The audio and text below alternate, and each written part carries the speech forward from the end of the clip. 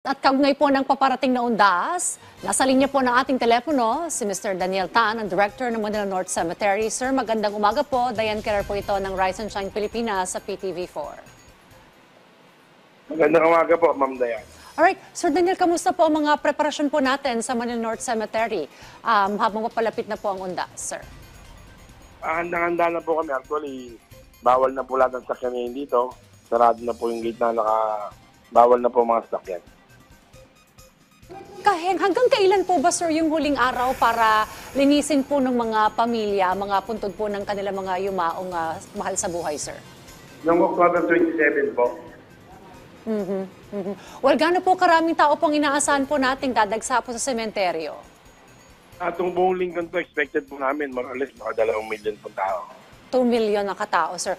Alright, well, I understand, sir, ay mayroon po tayong nilaunch na grave finder.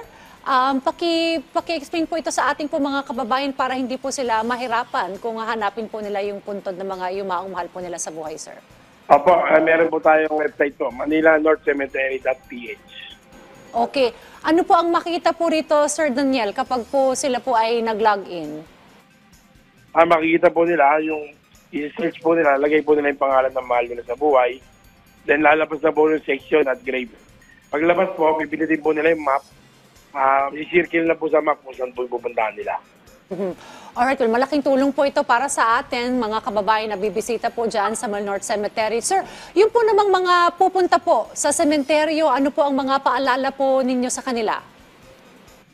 Paalala po natin sa kanila, sana po magdala po sila ng garbage bag nang sa gano'n yung mga basura po nila, maiuwi po nila. Alright, sir, pwede pa rin po bang mag-overnight? Hindi, bawal po overnight. 5 a.m. to 9 p.m. lang po tayo. Alright, ano naman po yung mga bawal pong dalhin para iwas aberya na rin po sa mga pupunta po sa sementeryo, sir? Maigpit po natin pinagbabawal. Bawal po ang pagdadala po ng mga uri ng matutulas na bagay. Kutsilyo, spatula, screwdriver, bawal po yan. Bawal din po ang anong uri ng baril. Ano po uri na pagsugal. Ano pong uri ng hayop, bawal po yan, katulad po ng aso, pusa at iba pa. Lahat po ng uri ng mga system po, maiingay po sa sound system, video, okay, Bluetooth, bawal po yan. Alright, well, sir, sa ating pong mga kababayang magdadala ng sasakyan, saan po ba po pwede po silang pumarada at kamusta rin po yung inyong coordination sa LGU at ating po mga enforcer, sir? Meron po silang designated area po na kanilang pwedeng paradahan. Pero mga 500 meters po bago po rito sa gate namin.